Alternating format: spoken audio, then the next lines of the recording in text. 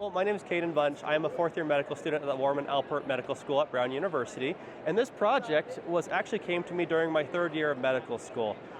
During my third year, I had the opportunity to be on my first ophthalmology rotation, and it was primarily consults, and I realized every day we were getting tons and tons of consults of just red eyes. And this could have been allergic conjunctivitis, viral conjunctivitis, it could have been uveitis, it could have been someone that had a sty.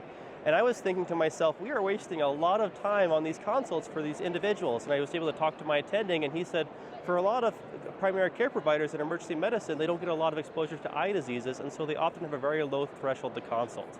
And so I myself, having a bit of a background in data science, wanted to see how could I target that and how could I help the team at my hospital. And so that's what led me to my project. So starting off, I realized that ophthalmology is a very visual field, and a lot of these external eye diseases, while they may all look the same to many individuals, to us they often look very different. Conjunctivitis has a very widespread pattern, while uveitis may have pupillary changes, or it may have perilimbal injection, while a sty or blepharal lesions are more pinpoint or localized. And so I wanted to take advantage of that. So I first was able to find a data set that kind of had a large collection of images, including these external red eye diseases, that is able to use. And then kind of using many common CNN models, such as MobileNet, ResNet, EfficientNet, I was able to put these images in with these tags of what the diseases were, and then able to get a very accurate, about 96% accuracy overall with these models. But I didn't want to stop there, because we already know what these diseases are. I wanted to see how could we help these individuals, such as these primary care providers, understand what's going on.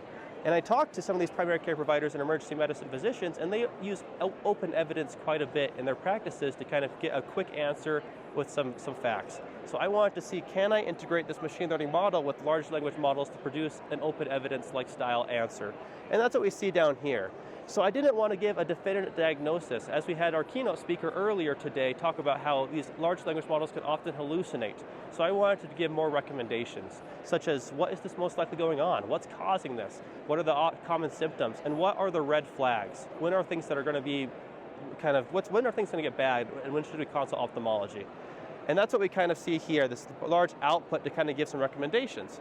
And I also kind of over here on the right, the models I used are called black boxes. So you put information in and you get a random answer out.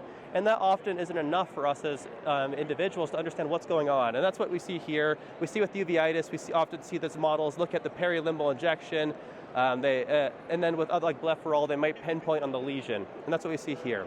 But overall, what we found is that not only can these machine learning modules be very accurate in identifying these external eye diseases, they can be coupled with large language models to allow individuals that may not have expertise in eye diseases to provide care to our patients and then refer them to us when we are needed.